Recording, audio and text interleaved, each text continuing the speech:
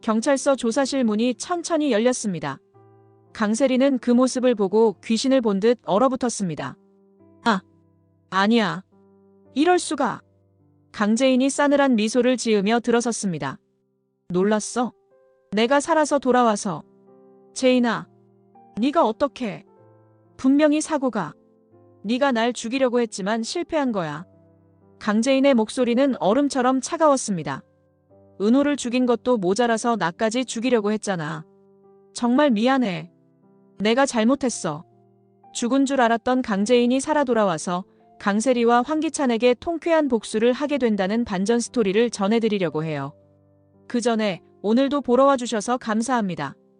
여러분들의 가정에 평안과 행복이 깃들기를 바라며 여왕의 집 리뷰 시작하겠습니다. 도로 위에서 강재인의 차는 통제를 완전히 잃었습니다. 브레이크 페달을 아무리 밟아도 속도는 줄어들지 않았고 핸들 역시 그녀의 의지대로 움직이지 않았습니다. 차는 미친 듯이 달리며 가드레일을 스치고 지나갔습니다. 엔진음은 귀를 찢을 듯 울부짖었고 타이어가 아스팔트를 긁는 소리가 공포를 더했습니다. 안 돼, 안 돼. 제발. 강재인은 절망적으로 외치며 핸들을 붙잡았습니다. 손은 이미 땀으로 젖어 미끄러웠고 심장은 터질 듯 뛰고 있었습니다. 앞유리 너머로 보이는 도로는 빠른 속도 때문에 흐릿하게 번져 보였습니다. 그때 휴대폰이 울렸습니다.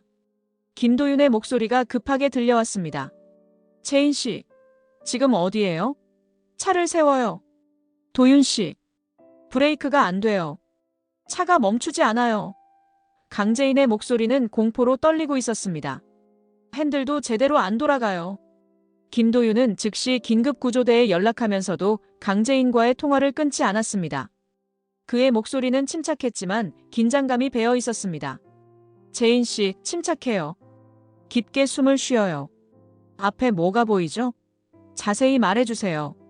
공사 현장이 보여요.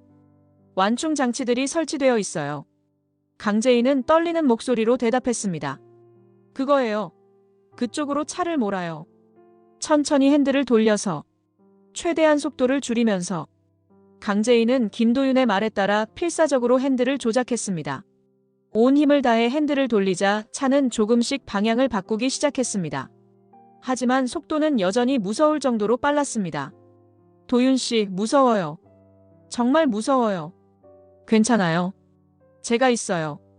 조금만 더 힘내세요. 차는 도로공사 현장의 완충 장치를 향해 돌진했습니다. 충돌하는 순간 엄청난 굉음과 함께 차는 격렬하게 뒤집혔습니다. 유리창이 박살나고 금속이 비틀리는 소리가 귀를 찢었습니다. 강재인의 몸은 안전벨트에 묶인 채 이리저리 흔들렸습니다. 연기가 솟아오르기 시작했습니다. 강재인은 의식이 흐려지는 가운데 은호의 얼굴을 떠올렸습니다. 은호야. 엄마가 미안해. 김도윤이 현장에 도착했을 때 차는 이미 뒤집힌 채 연기를 내뿜고 있었습니다. 그는 차문을 억지로 열고 의식을 잃은 강재인을 끌어냈습니다. 그녀의 이마에서는 피가 흘러내리고 있었고 호흡은 약했습니다. 재인 씨.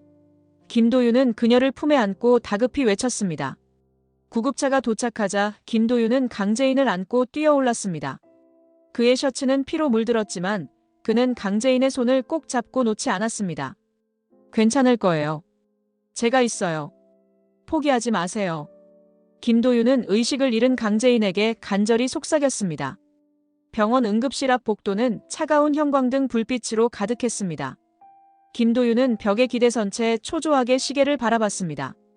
그의 손은 여전히 떨리고 있었고 옷에는 강재인의 피가 마르지 않은 채 남아 있었습니다.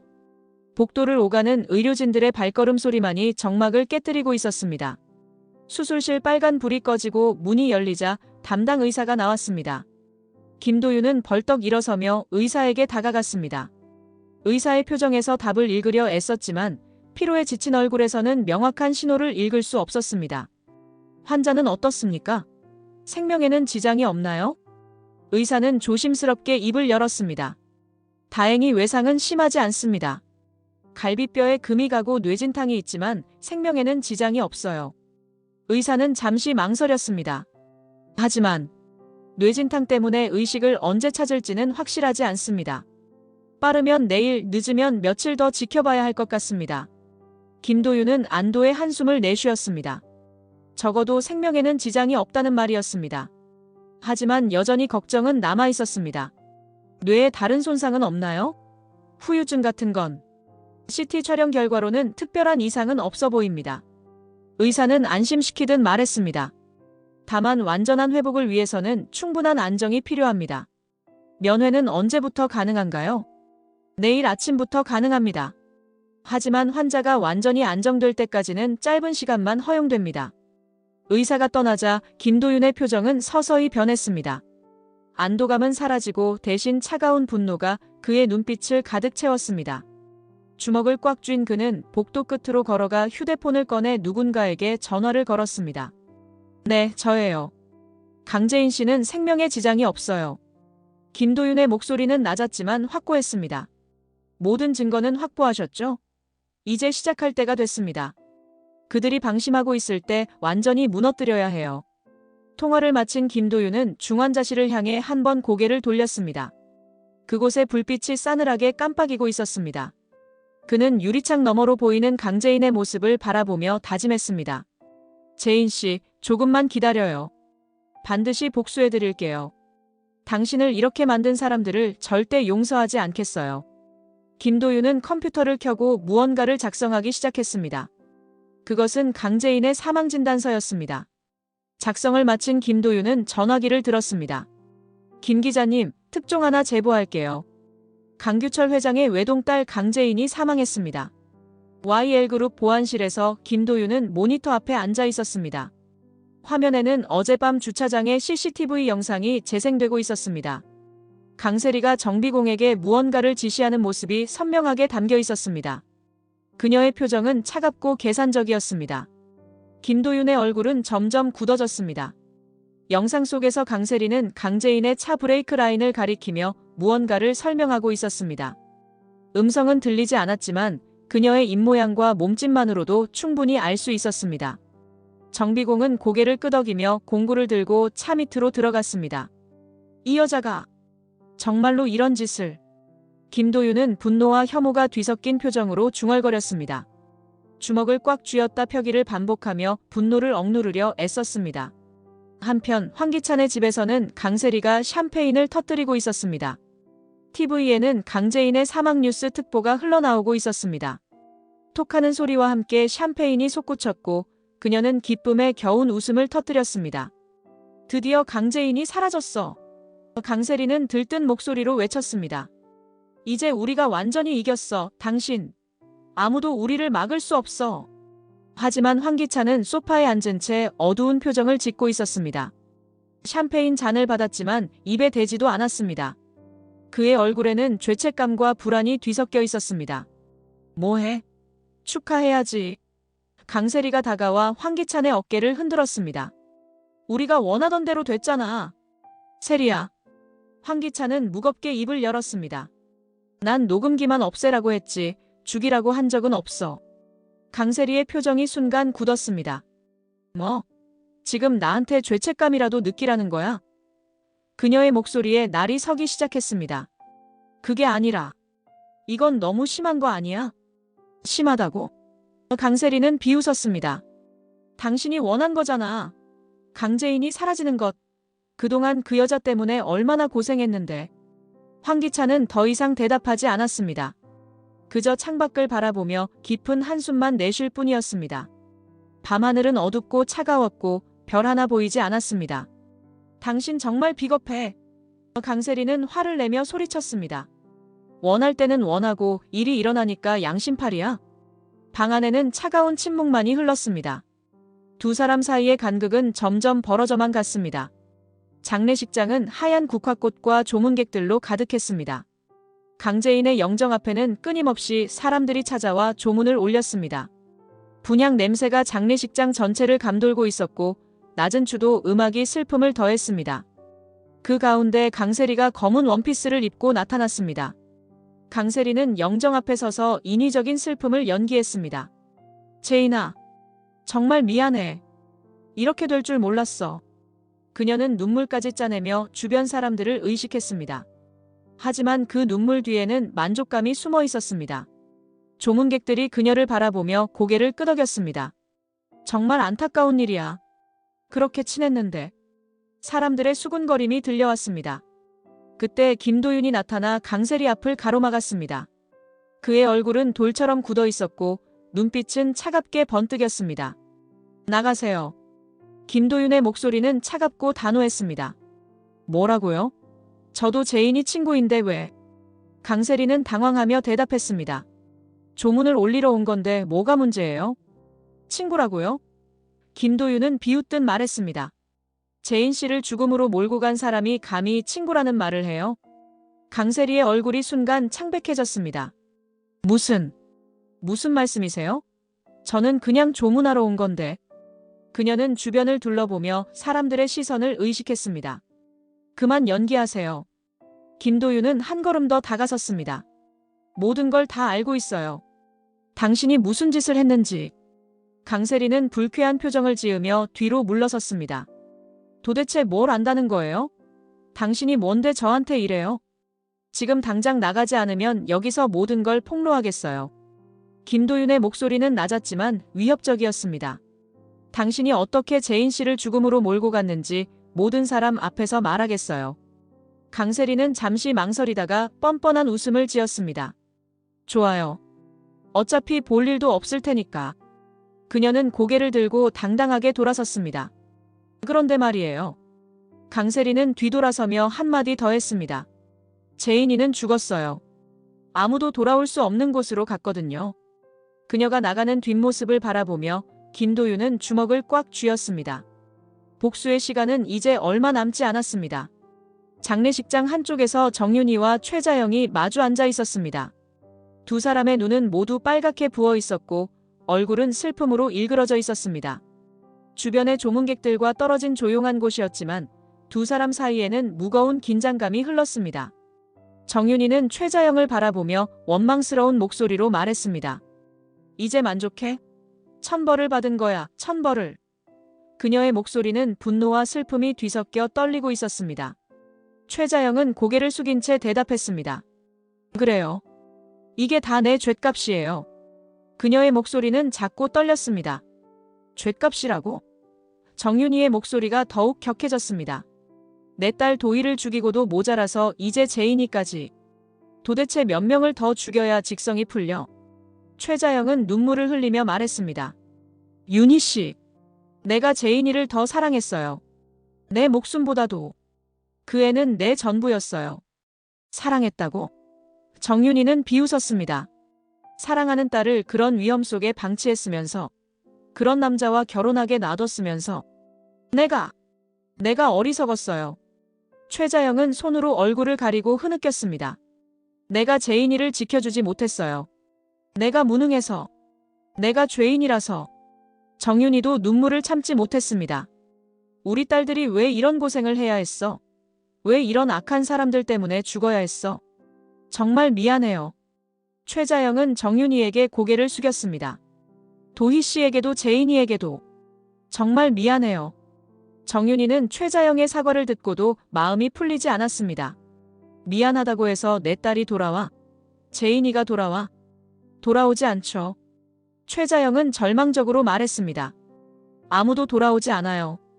내가 저지른 죄 때문에. 두 사람은 각자의 절망과 슬픔 속에서 말없이 눈물만 흘렸습니다. 장례식장의 조용한 음악만이 그들의 고통을 대신 울고 있었습니다.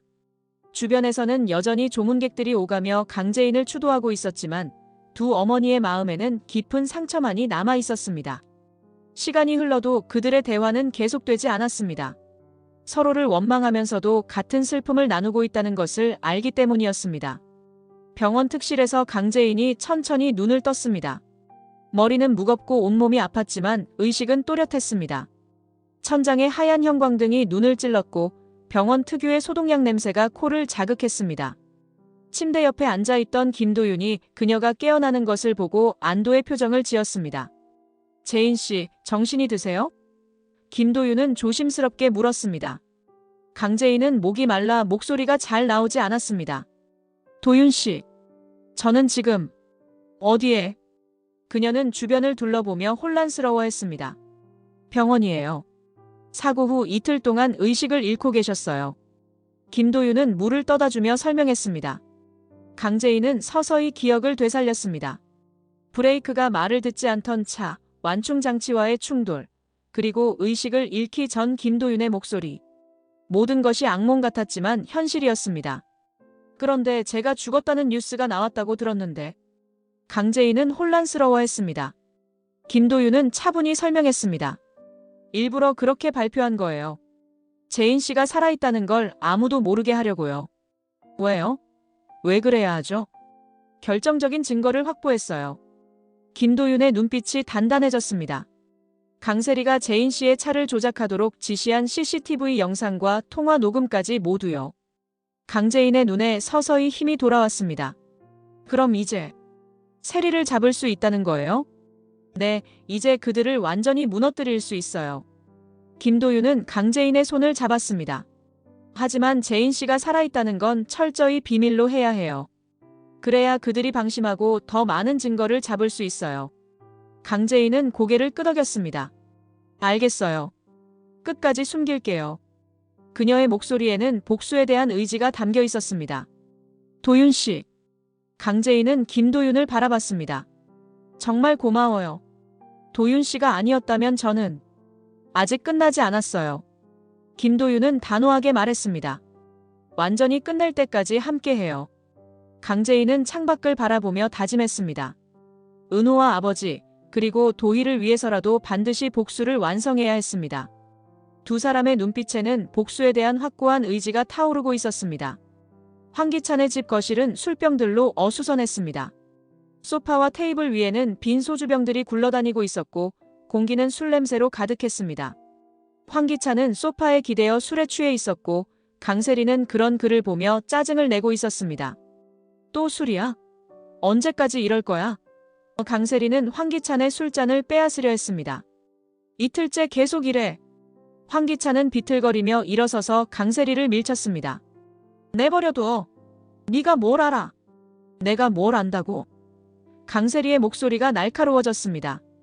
당신 정신 좀 차려. 강재인은 이미 죽었다고. 죽었다고? 황기찬은 강세리를 노려봤습니다. 내가 언제 죽이라고 했어? 난 녹음기만 없애라고 했지. 강세리의 얼굴이 굳었습니다.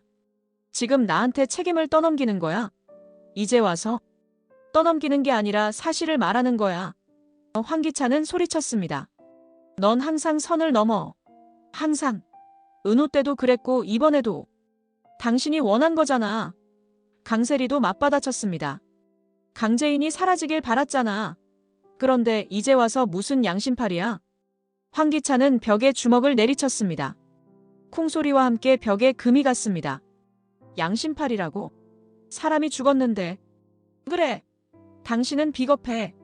강세리는 눈물을 흘리며 소리쳤습니다. 내가 더러운 일은 다 하게 하고 정작 자신은 깨끗한 척. 은호 일도 그랬잖아. 황기찬은 그 말에 더욱 격분했습니다. 은호는 네가 사주한 거였어. 내가 언제 아이를 죽이라고 했어. 결과는 같잖아. 강세리는 히스테리를 부렸습니다. 당신이 원하는 건 얻었으면서 이제 와서 죄책감이야? 황기찬은 소파에 주저앉으며 머리를 감싸 안았습니다. 내가 이런 사람이었나? 지금 뭐 하는 거야? 강세리는 그런 황기찬을 보며 더욱 화가 났습니다. 후회하는 거야? 이제 와서? 넌 양심이라는 게 없어. 황기찬은 강세리를 올려다봤습니다.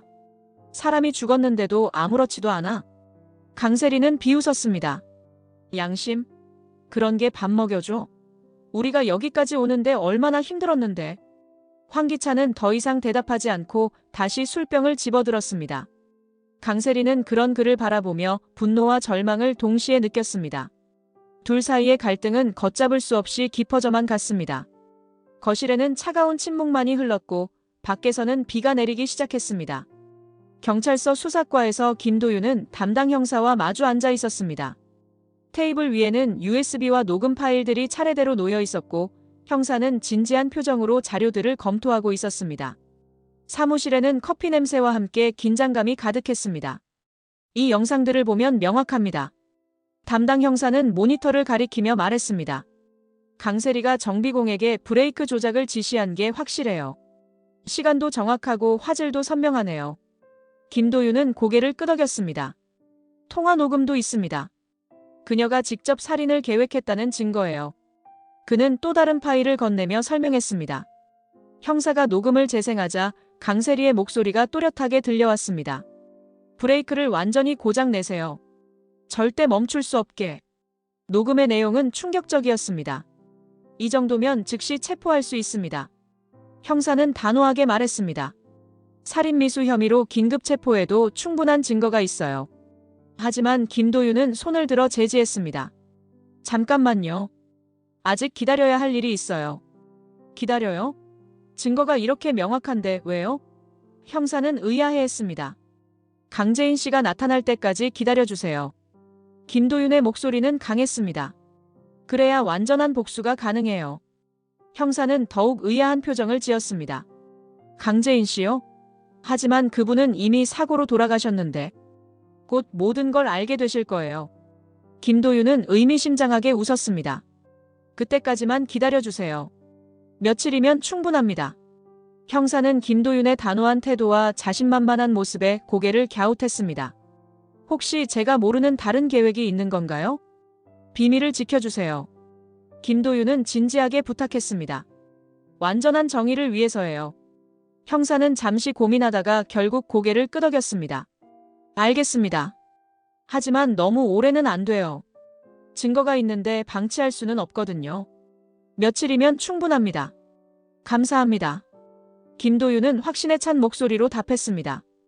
병원 특실에서 김도윤은 강재인에게 최종 계획을 설명하고 있었습니다. 창밖으로는 저녁 해가 지고 있었고 병실 안은 따뜻한 조명으로 가득했습니다. 모든 준비가 완료됐어요. 김도윤은 강재인의 손을 잡았습니다. 경찰도 협조하기로 했고 증거도 완벽해요. 이제 재인 씨가 나서실 차례예요. 강재인은 침대에서 일어나 창밖을 바라봤습니다. 도시의 불빛들이 반짝이고 있었지만 그녀의 마음은 복잡했습니다. 정말 끝낼 수 있을까요? 완전히? 물론이에요. 김도윤은 확신에 차서 말했습니다. 강세리와 황기찬 둘 다 완전히 무너뜨릴 수 있어요. 더 이상 누구도 해치지 못하게. 강재인은 깊은 숨을 들이쉬었습니다. 도윤 씨, 정말 고마워요. 제가 혼자였다면 여기까지 올 수 없었을 거예요. 혼자가 아니에요. 김도윤은 그녀를 바라봤습니다. 우리가 함께해요. 끝까지. 강재인은 거울 앞에 서서 자신의 모습을 점검했습니다.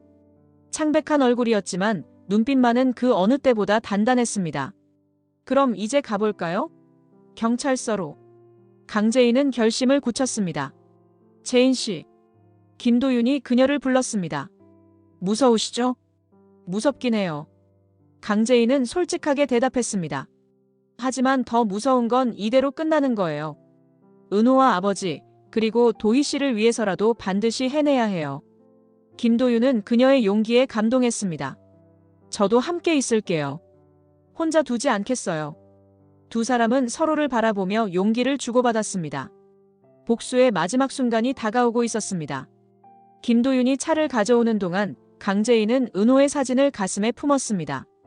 은호야, 엄마가 반드시 복수해줄게.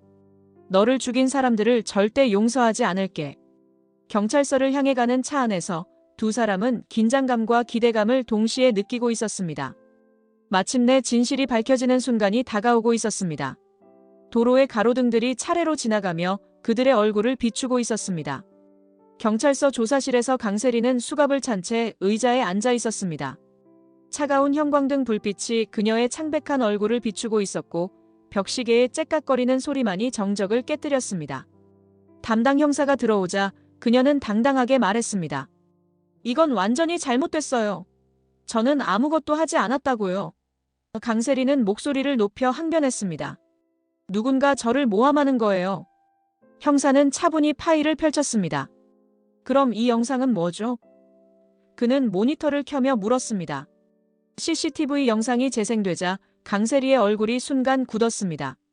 화면에는 그녀가 정비공에게 브레이크 조작을 지시하는 모습이 선명하게 담겨 있었습니다. 시간, 장소, 그리고 그녀의 얼굴까지 모든 것이 명확했습니다. 이건 조작된 거예요. 강세리는 황급히 부정했습니다. 요즘 기술이 발달해서 영상도 조작할 수 있잖아요. 조작이라고요? 형사는 또 다른 증거를 꺼냈습니다. 그럼 이 통화 녹음은 어떻게 설명할 건가요? 녹음기에서 강세리의 목소리가 흘러나왔습니다. 브레이크를 완전히 고장 내세요. 절대 멈출 수 없게 만들어야 해요. 강재인을 제거하라는 지시와 브레이크 조작에 대한 구체적인 계획이 고스란히 담겨 있었습니다. 강세리는 창백해진 얼굴로 변명을 늘어놓았습니다. 그건 농담이었어요. 설마 진짜로 할 줄은 몰랐다고요? 농담이라고요? 형사는 차가운 눈빛으로 그녀를 바라봤습니다. 사람 목숨을 농담으로 위협했다는 건가요? 그것도 이렇게 구체적으로? 아니에요. 정말 아니라니까요. 강세리는 격렬히 저항했습니다. 저는 그냥 화가 나서 한 말이었어요. 형사는 추가 증거들을 테이블에 늘어놓았습니다. 정비공의 증언도 있고 당신이 돈을 건넨 CCTV 영상도 있어요. 더 변명하시겠어요? 강세리는 점점 궁지에 몰렸습니다. 그건 다른 일 때문이었어요. 차 수리비로. 차 수리비가 1,000만 원이에요? 형사는 비웃었습니다. 강세리는 절망적인 표정으로 주저앉았습니다. 더 이상 변명할 여지가 없었습니다. 증거는 너무나 명확했고 그녀의 거짓말은 더 이상 통하지 않았습니다. 조사실 문이 천천히 열리자 강재인이 들어왔습니다. 강세리는 그 모습을 보고 귀신을 본 듯 얼어붙었습니다. 의자에서 일어서려다가 다시 주저앉으며 믿을 수 없다는 표정을 지었습니다. 아니야. 이럴 수가. 네가 어떻게. 강세리는 떨리는 목소리로 중얼거렸습니다. 강재인은 싸늘한 미소를 지으며 강세리 앞에 앉았습니다. 그녀의 눈빛은 차갑고 단단했습니다. 놀랐어? 내가 살아서 돌아와서. 제인아, 네가 어떻게. 분명히 사고가. 강세리는 믿을 수 없다는 표정으로 바라봤습니다. 어떻게 살아있느냐고. 강재인은 차분하지만 날카롭게 말했습니다. 네가 날 죽이려고 했지만 실패한 거야. 운 좋게도. 강세리는 급하게 고개를 흔들었습니다. 아니야. 나는 그런 게 아니라. 정말로 너를 죽이려고 한 게 아니야. 그런 게 아니라고. 강재인은 비웃었습니다. 브레이크를 조작하라고 지시한 것도 내가 죽기를 바란 것도 모두 증거가 있어. 제인아, 제발 내 말 좀 들어. 강세리는 울먹이며 애원했습니다. 이제 와서 무슨 말을 하려고. 강재인의 목소리는 얼음처럼 차가웠습니다. 은호를 죽인 것도 모자라서 나까지 죽이려고 했잖아. 은호는 내가 한 게 아니야. 강세리는 필사적으로 부정했습니다. 거짓말하지 마. 강재인은 일어서며 강세리를 내려다봤습니다. 모든 걸 다 알고 있어. 네가 홍만수에게 사주한 것까지. 강세리는 눈물을 흘리며 애원했습니다. 정말 미안해. 내가 잘못했어. 하지만 나도 어쩔 수 없었어. 어쩔 수 없었다고.